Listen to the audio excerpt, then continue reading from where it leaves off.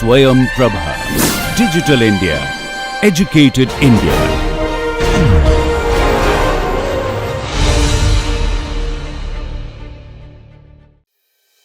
This maritime engineering, as you see, is a very special program which has got multidisciplinary input from mechanical, civil, structural, aerospace, naval architecture, chemical engineering, electrical, electronics, applied mechanics. It's a multidisciplinary program.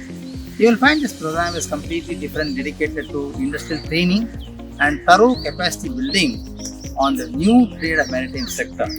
It's a grooming economy which will give you a lot of job opportunities and research frontiers as far as India is growing. And the Blue Corridor effect, which is planned by Government of India, is one of the important mission which requires maritime engineering growth to happen in the country. So this program caters to expected that capacity building in this program. Friends, this is part of a material science engineering laboratory which becomes one of the teaching aid for the maritime engineering program. So when you talk about materials innovation in maritime industry, though concrete and steel have been conventional candidates of choice for engineers, for example, we have titanium vessels, high-speed craft boats made of fiberglass. These are all advanced materials which actually do not come across conventional standard design code of practices.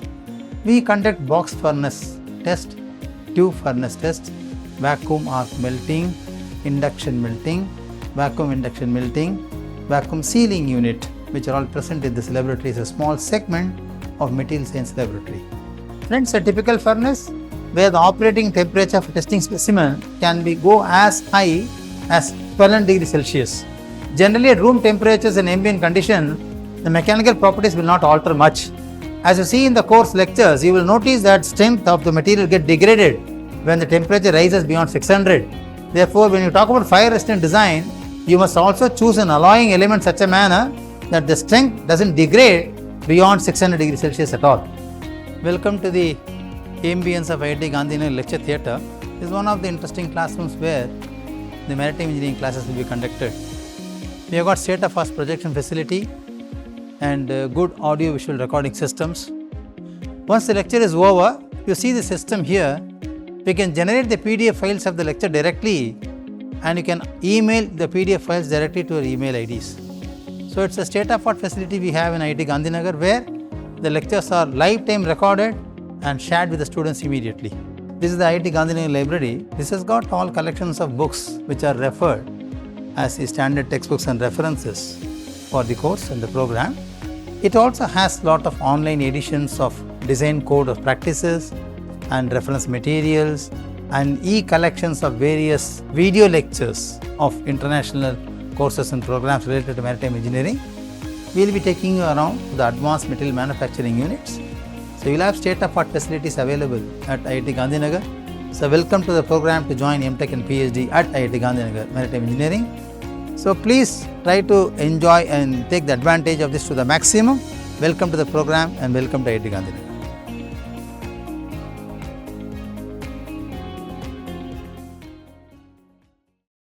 Welcome friends. In this lecture, we are going to talk more in detail about the tubular connections. In the last set of lectures, we discussed about the design procedure for tubular members. We have used one international code of reference for getting the equations governing the design. We have also done one design example to check under biaxial bending and axial stress how a tubular member can be assessed for the loads acting on that. We have also seen the governing equations which help us to check the member design. We have learnt different aspects of design in terms of axial tension, axial compression, buckling, local, inelastic, hoop stresses, bending, hydrostatic pressure and ring stiffeners design, etc., which are all the governing equations given by one of the international codes what we referred in our lectures. Similarly, there are a couple of more which can also be used appropriately as the designer deems fit to use them in the design. Now, the members are fine. Now, the question comes, when the members are connected to each other, maybe on the same plane, maybe on different planes, which is a very quite possible configuration, then what will happen to the connections? So, now the question comes, the focus now on the epicenter of the failure now is vested with the joints. So, now welcome to lecture 36 friends, where we are going to discuss about the design of tubular connections. We will take up only the circular members in joints for discussion. Okay. So, when we say tubular connections, now it is very important to understand that strength of an in-plane tubular joint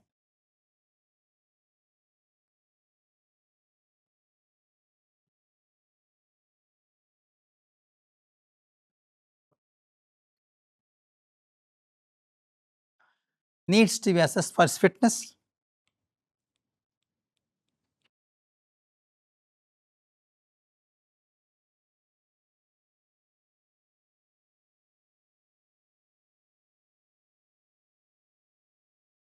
Now, the geometric layout and the type of load or nature of load acting on the connection governs the design. Let us say the factors that governs the design, the geometric layout of the connection, then the nature of stresses caused by the loads.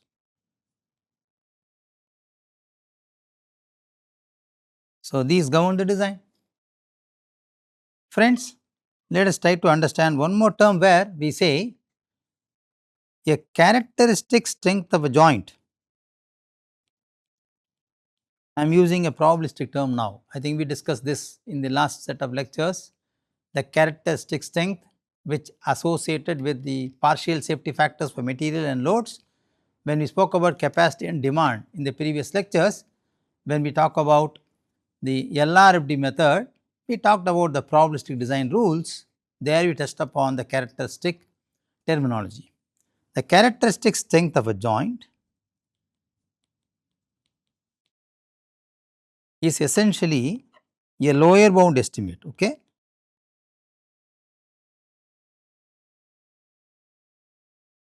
In fact, the actual strength of the joint will be more than this. It is a lower bound estimate because we want to remain conservative in our calculations. Okay. To remain conservative, we always look for the characteristic strength of the joint, which is a lower bound of that. Therefore, what we do is, we will always use appropriate reduction factors, and these reduction factors are suggested by the design codes and they are based on experimental studies. So, friends, the equations govern the design are more or less empirical. Okay? They are not analytical equations.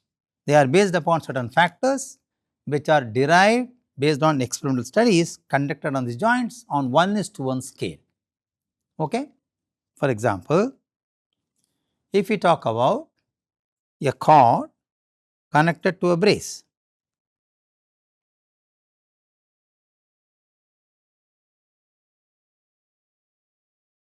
there can be many possible ways of connecting this. One can have a K joint, one can also look for a Y joint, one can also look for a X joint. We explain this in the coming slides, but it is very important for us to realize that the yield strength of the cord member is limited to or cannot be more than 0.8 times of the yield strength of the material.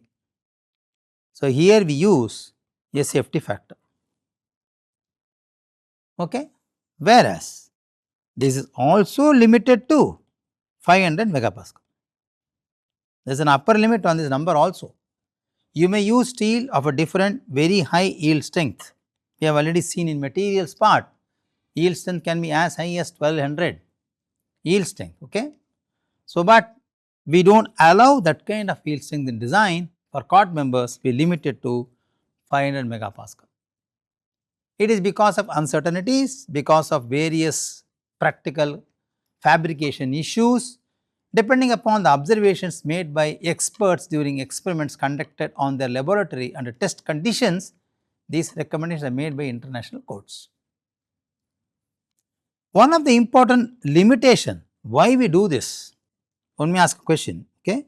The one of the important limitation why we restrict this yield strength to 0.8 times of the material as well as not beyond 500 megapascal is that there is always a congestion of building at a connection. Though we say the minimum gap should be 50 millimeters and so on so forth, it may not be practically available there because of congestions, because a cord member can be connected to brace in all planes at the same point. So, we call this as build conjunction joint. There is a big congestion, and when the congestion happens, this may lead to strain concentration. It may also result in cracking, it may also result in laminar tearing. So, account for these in advance, courts restrict the allowable strength for design in connections in the cord member. Cord member is the main member, okay? Cord member not exceeding 80% of the yield strength of the material, but further limited to only 500 megapascal. Okay? Now, what care should be taken as a designer when you check the connections?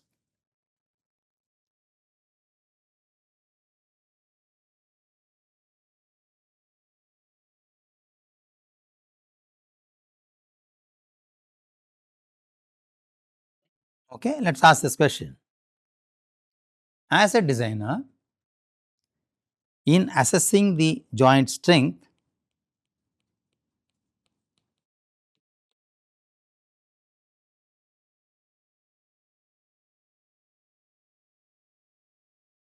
the designer should ensure adequate through thickness toughness of the cord.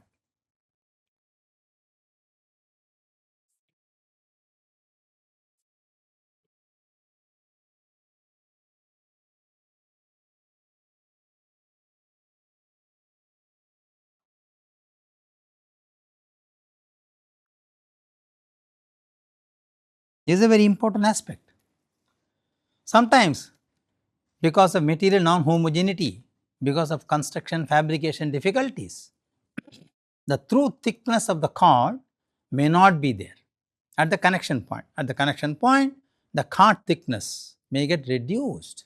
So, one should be ensuring as a designer that the cord thickness should have true thickness toughness. Okay? And furthermore, it is important to understand that the structural fit of a connection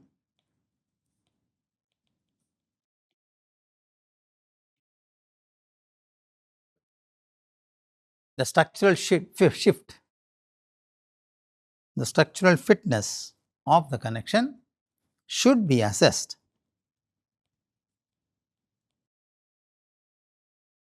based on the nominal loads in the brace and the cord.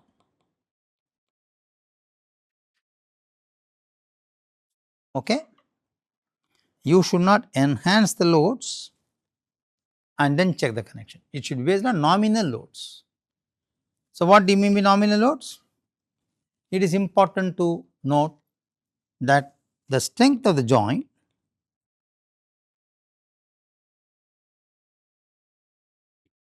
of any joint, strength of any joint should at least have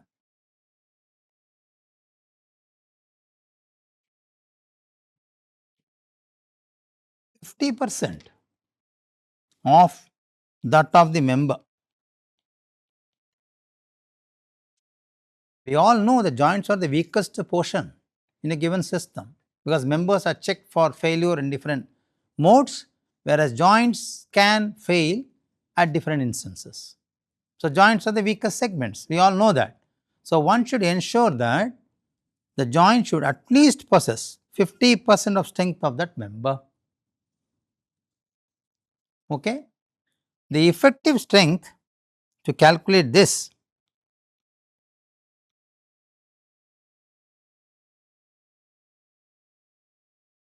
compute this,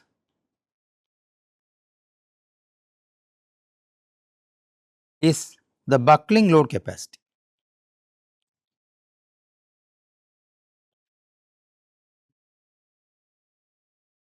Loaded either in tension, I should say loaded either in tension or in compression. This is for the member.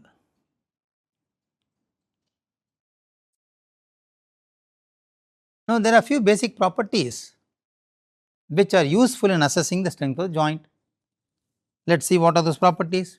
Before we look into them, let us learn more about the philosophy of connections design.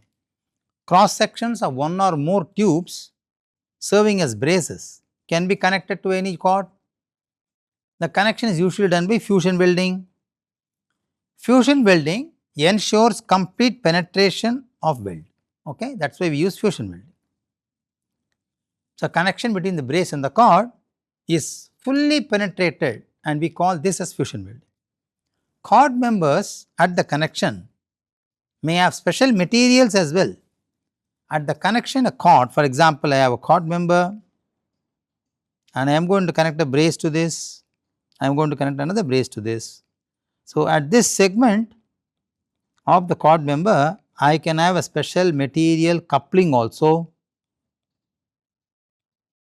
okay, and this material can be functionally graded material. We discussed about this in the previous lectures. Alloying steel can change its properties significantly. So, one can also alloy steel in such a manner that the strength, ductility and stiffness all can be enhanced by adding certain additive alloys to steel. So, we call them as functionally graded materials. So, one can also look for FGM enhanced connections in the cord members. Furthermore, friends, the load transfer process is simple. It is passed to the cord and which allows passing it through the skin. Cord is actually a hollow circular section. We know that is a main member. Okay. Cords receive braces from 3D axes. Therefore, it can be subjected to in plane and out of plane bending in addition to the axial stresses. I think in the last example, we discussed a member connection where the members are connected in causing in plane and out of plane bending. We did unitary check to prove and show whether the member is safe, not the connection. We are talking about the member. Similarly, a connection should also be checked for unity strength. We will discuss about that by taking an example in the coming lectures. Furthermore, friends, when you connect brace and do fusion welding to the cord, a major important problem comes in welding is ovalization and localized shell bending can happen, because the load on the brace is so high and it creates an unbalance between the brace on the same plane. It can cause localized shell bending to the cord at that connection point. Braces transfer stresses to the cord and they are all in form of line loads. Exact distribution of course depends on the relative flexibilities between the cord and the brace. Generally, cords are stronger than the brace. However, the load line distribution ensures or must ensure there is a perfect balance, so that there is no localized shell bending happens in the cord. Ovalization is a major problem which happens depending upon the D by T ratio. Okay. It also depends on D by T ratio of the cord and the brace, right. So, ovalization, whichever is weaker, it will get penetrated. So, one has to remember that this is a very important drawback when you do fusion welding in tubular connections. localized shell bending in the cord reaches its peak at these line loads and will follow a very steep local gradients. All of the above may induce punching shear, shell bending, in-membrane stresses, and combined effect of them may exceed the yield value of the connection. So, these local stresses are generally referred in the design as hot spot stresses. Okay? So, what are the consequences of a connection between cord and braces? I could say straight away the consequences are these connections are capable of inducing punching shear, shell bending, membrane stresses and their combined effect, which will exceed the yield strength of the material at that joint. We already said the cord strength should be at least 80% of the member strength in terms of yield value, right. So, it may sometimes exceed this, therefore, the cord will fail at local shell bending. Now, let us see how the connections are classified. Connections are classified by two ways. One, of course, based on the geometry, based on the shape. A single brace connected to a cord at an angle less than or equal to 90 can cause a Y joint, can cause a T joint. Okay? Can cause a Y joint or can cause a T joint. It is a shape, geometric shape. Two braces connected to the cord, either concentrically or with a gap, can fall or can cause a K joint. For example, I have a cord member, I have one brace here, another brace here, okay, with a gap between them.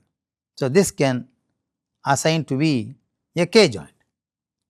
Two braces connected to a cord opposite to each other can fall X joint. For example, I have a cord member, I have a brace connected to the cord, I have another brace connected to the cord here. It can be an X member, okay, it can be X joint. So, we have different configuration of joints as Y joint, T joint, K joint and X joint. These are all geometric configurations or classifications based on the geometry. Now, based on the loads carried by these braces upon the cords, we can also classify them as balanced and unbalanced connections. Let us see what is a balanced and unbalanced connection. Look at the K connection. K connection is this. Okay. The inward radial loads coming from one branch of the member are compensated by the outward loads of the member. For example, I have a cord member, I have a brace member, connecting load is axial compression, the other one is axial tension. So, these two can sometimes balance. Okay. So, that is called balanced K connection. By balancing these forces acting on the cord by the braces, one can minimize the ovalizing and therefore, the capacity can be enhanced and the resistance can be improved upon the local punching shear. So, when you have a connection where there is a balance happening between the load distributed by the braces onto the cord and geometrically it is a K connection, we call this connection as a balanced connection. Let us talk about an unbalanced connection.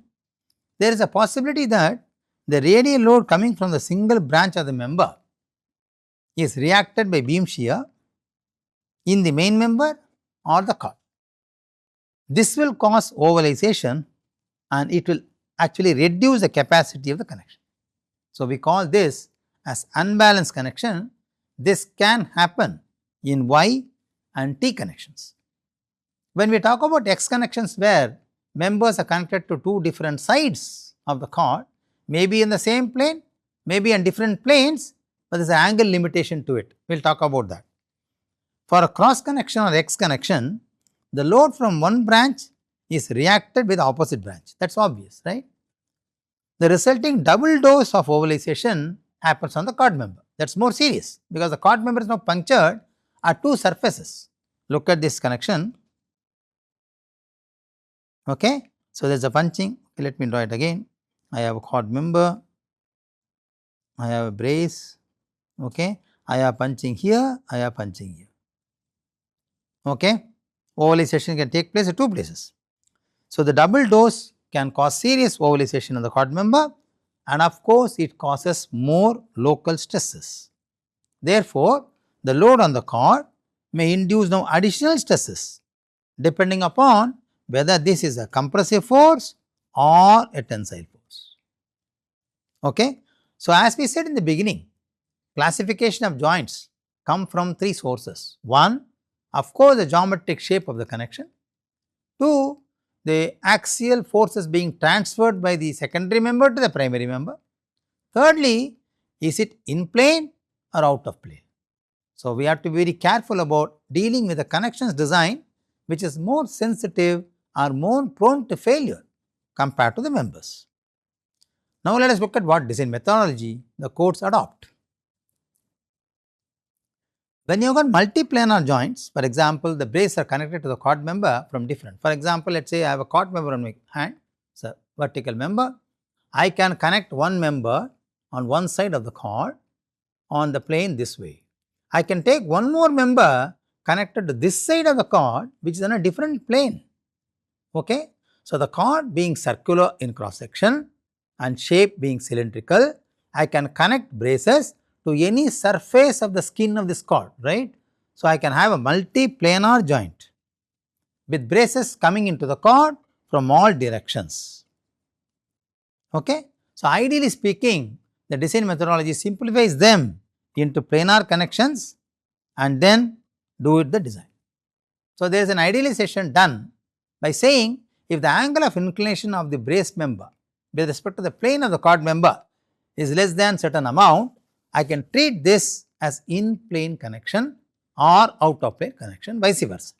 So, it is idealized as a planar connection depending upon the angle with which the brace makes with the plane of the chord. Therefore, as I told you in the beginning, based on experimental studies, parametric equations are developed. Different codes give you different set of equations. They have different kinds of parameters considered in the analysis of conducting these experiments, and they are empirical based upon certain standards derived by their experimental specialists. Therefore, all equations may not look similar, all parameters may not look same. Okay? However, you will find most of them are common to all international codes of design practices which are advocated in maritime engineering. The parametric equations are actually used for designing the planar joints, be it T, Y, K or X joint, does not matter, they are all governed by a certain set of equations given by the design codes of practice. So, analysis of these joints can be carried out using these parametric equations. So, what do we do in analysis then? Analysis will help us to find out the load capacity of the connection. Okay? If it is a biaxial or in plane out of plane bending causing the connection, then I will also do a unitary check. So, the connection strength is derived based upon the parametric equations. Okay? These equations generally account for interaction of braces from multiple directions. Okay? Therefore, analysis of planar joint is carried out in accordance with each category. For example, the parametric equations for T, Y, K and X connection are different. They are not same because the influence caused by these braces onto the chord, be it based on the geometry, the influence is different because one will cause double oval, one will cause oval on the same side, one will not cause oval but induce punching shear. So, the behavior of the brace upon the chord on different geometric shapes of the connection are different. Therefore, the consequences are also different. Hence, the parametric equations used for analyzing these planar joints are also different. Therefore, friends, the results of each brace are taken separately, and for designing the section or the joint, one must consider the maximum value. So, the design is always done for a worst scenario. Once you do this, you have to repeat this procedure for all the three planes where the braces are connected, and then one must consider the lowest one as the strength of the connection in the final design. That is the design methodology.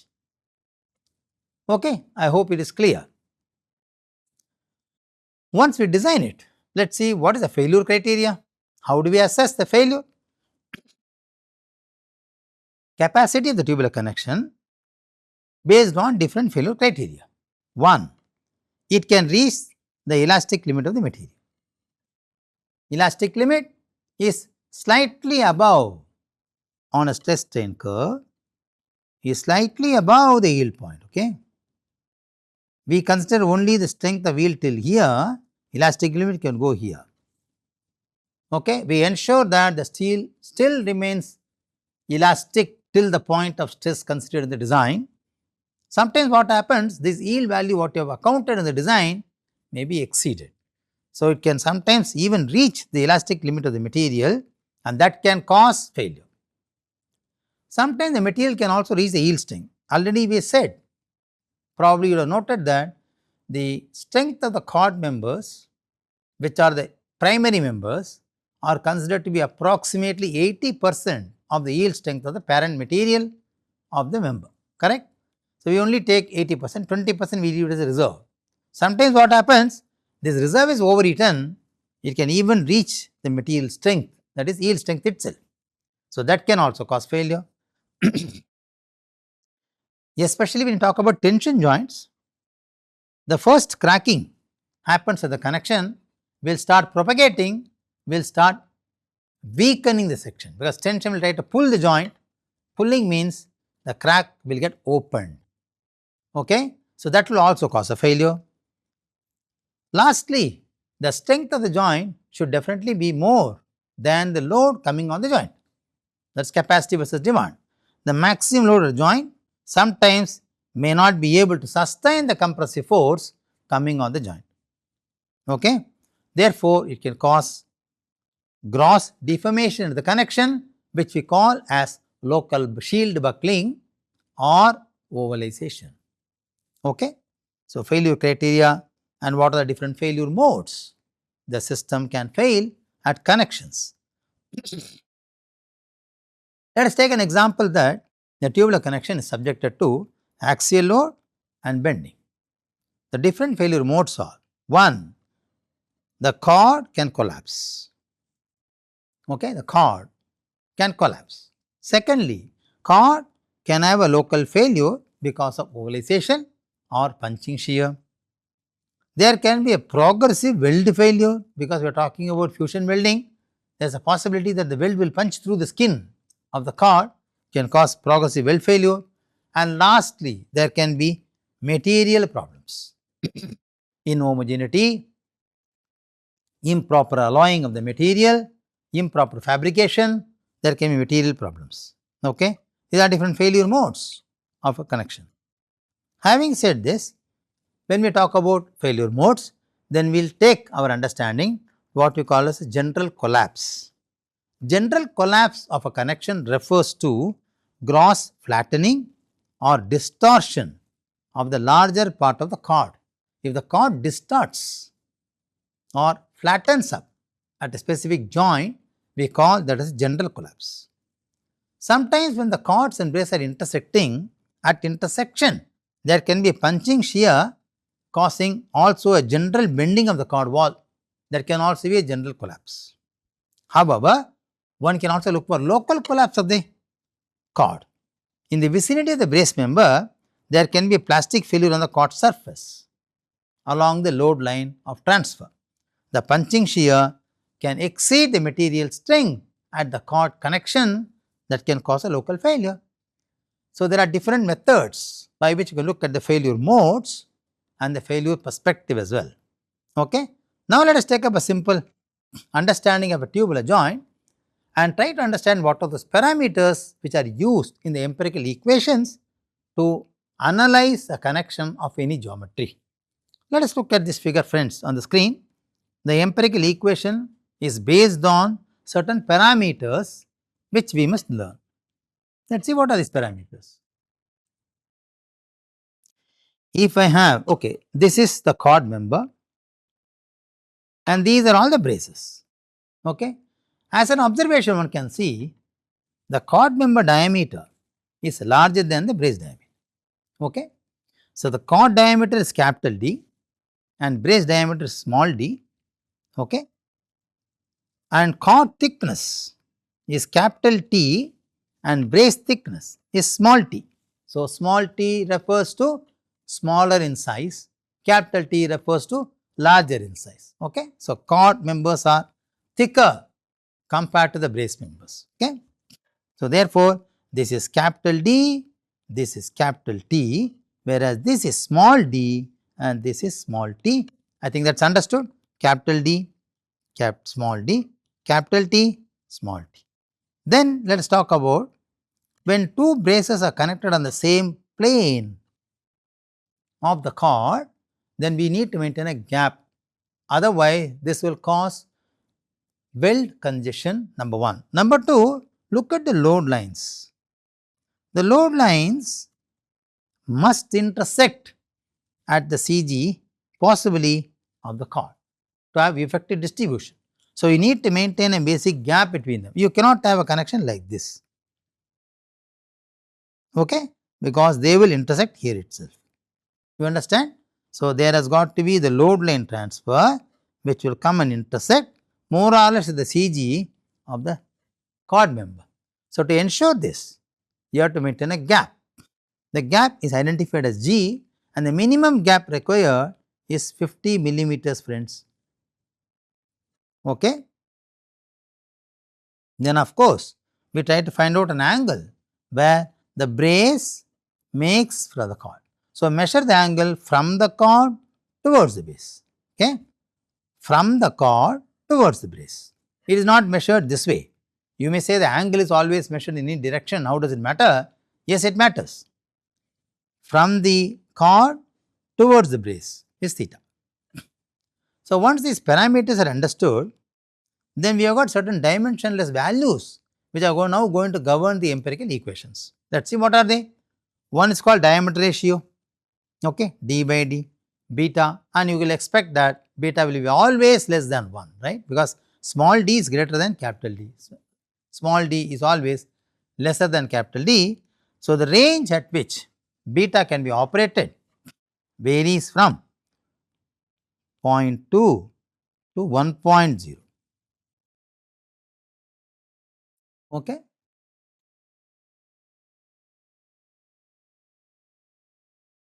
Secondly, the chord slenderness indicated as gamma given by d by 2t totally related to chord only.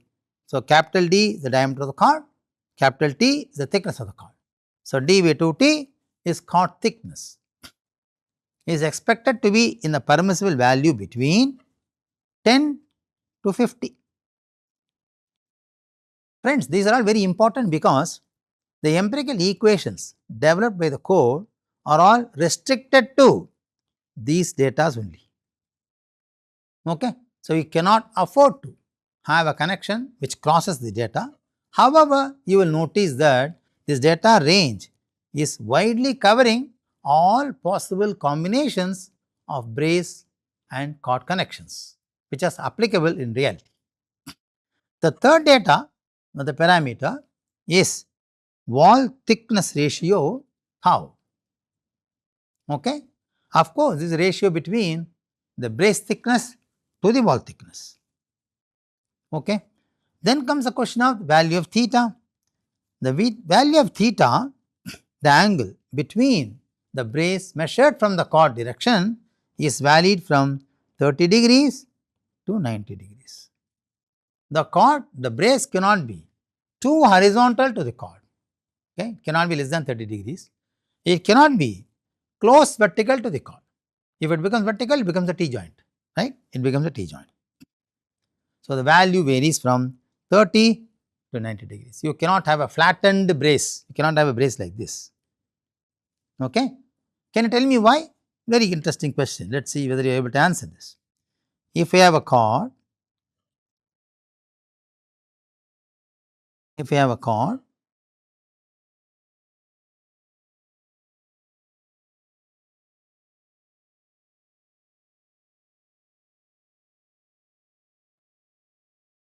And if you have a brace very close, angle is very close, I have another brace also very close. Though I maintain the gap G, you know what will happen? The line of action of this load falls on the cord skin, which will create a punching shear to the cord. Okay? So, we should not allow that. So, we should allow a cord to have essentially some angle between them so that it falls into the CG of the cord.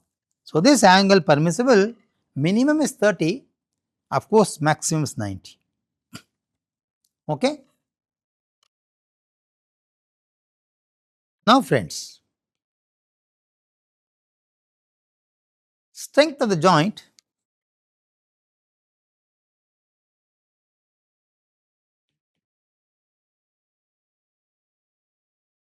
is influenced by various parameters, is governed by various parameters. The first parameter what we think is a geometric factor,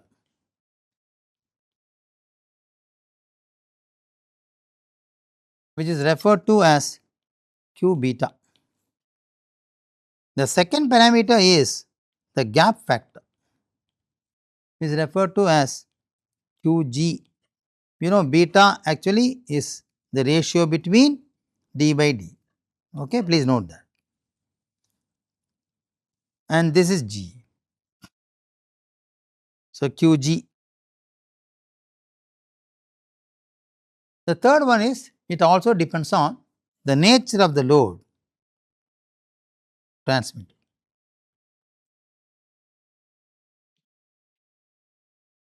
Through the joint.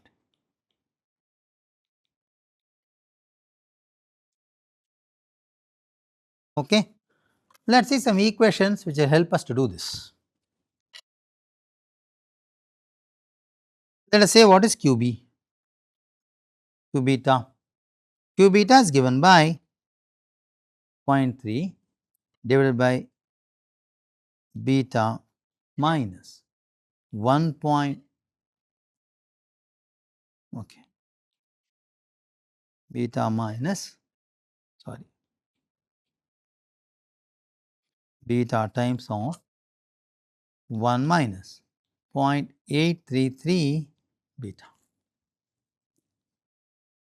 This is true for beta greater than 0.6.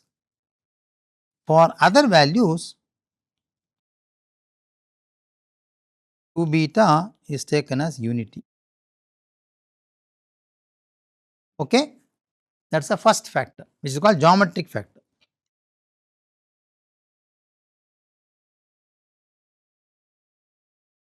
The second factor is called the gap factor, which is Qg, which is given as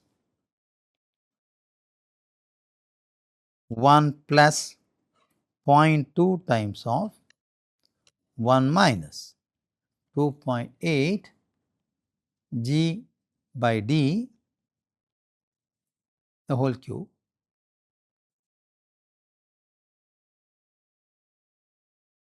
This is true for G by D greater than or equal to 0.05.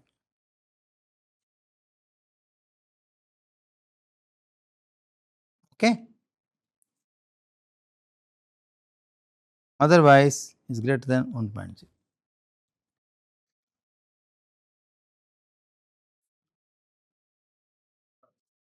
Qg is also equal to 0.13 plus 0.65 phi gamma to the power 0.5 for G by D lesser than minus 0.05. Now, the question here is the phi value which we use here is equal to T times of FYB by TFY, whereas FYB is the yield strength of the brace.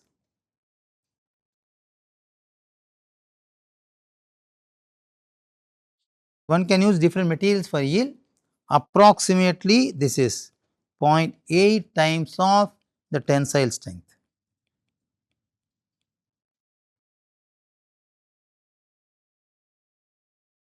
Okay.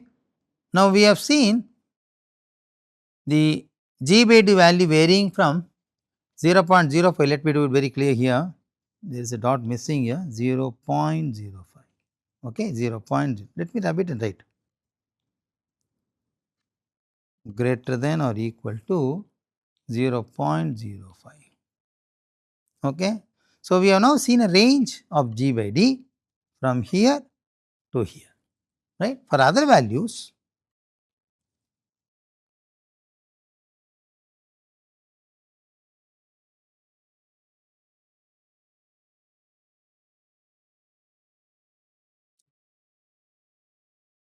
of G by D lying between minus 0.05 and 0.05.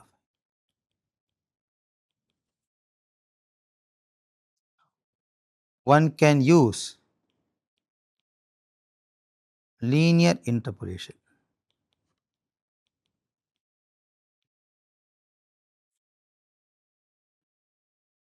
to compute QG, the gap factor. Okay.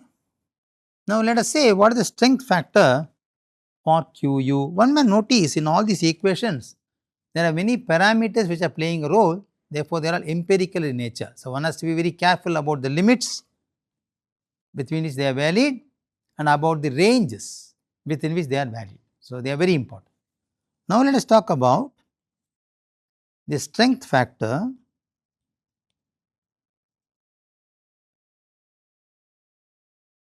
for K joint.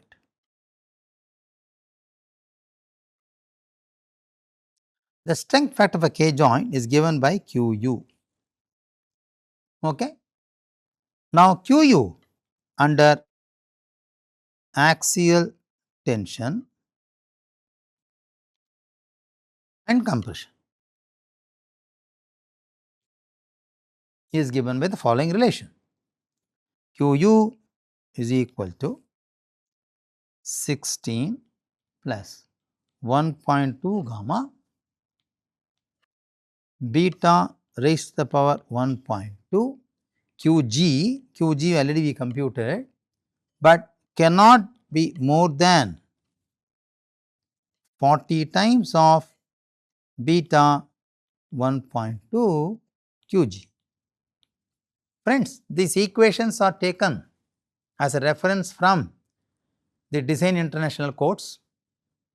So, you can refer to these codes which are given in the list of references of this course and try to verify these equations for their correctness.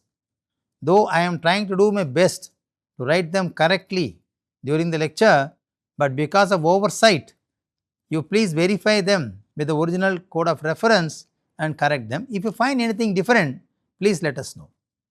Okay. The QU for the K joint is computed using this relationship. Okay. If you have something in in-plane and out-of-plane bending,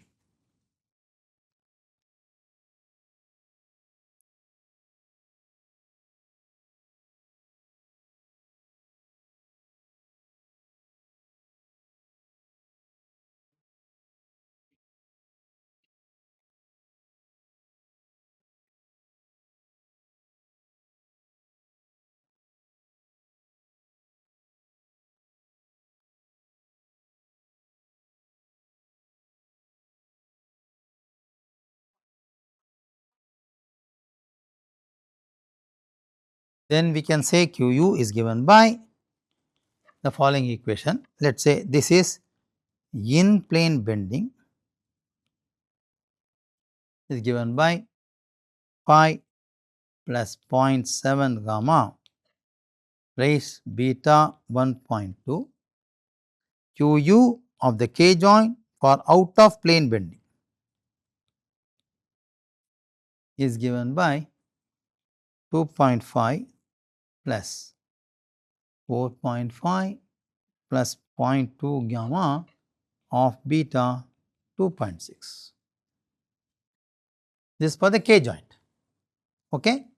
Let us now do for the T and Y joints.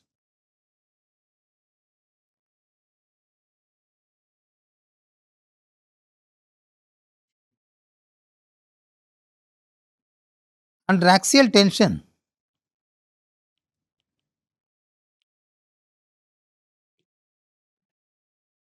Qu is given as 30 times beta. Under axial compression,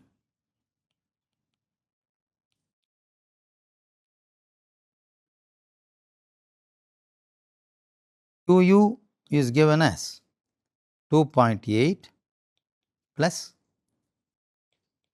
20 plus 0.8 gamma of beta 1.6, but it cannot exceed 2.8 plus 36 beta 1. Let me write it here.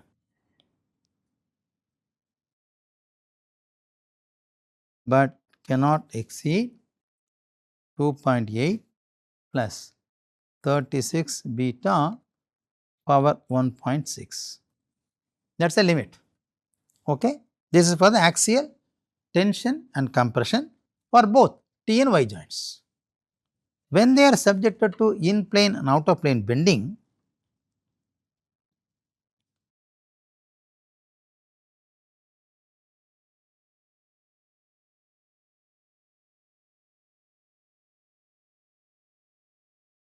the T and Y joints, okay,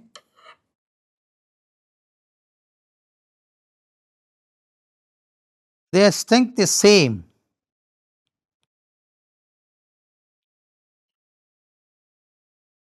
as K joint. Whatever equations we saw for the K joint, like for example, these are all equations seen for axial tension compression for K joint. Other than that, for bending in plane and out of plane bending, these equations are used for K joint, same or valid for T and Y joints also. Okay. Now, let us complete one more part and close the lecture. So, for X joints,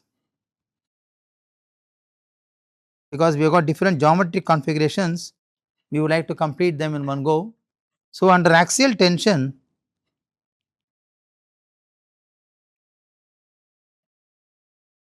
the strength factor Qu is given as 23 times beta for beta less than or equal to 0.9. For other values of beta,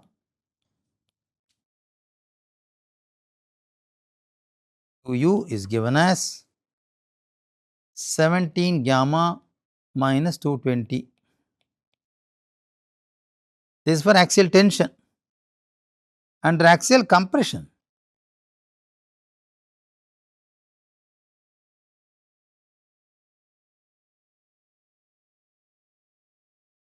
X joint,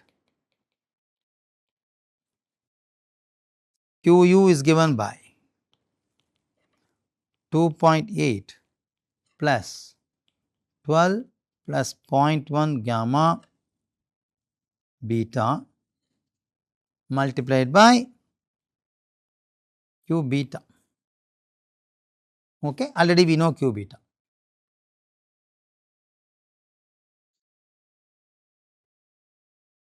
For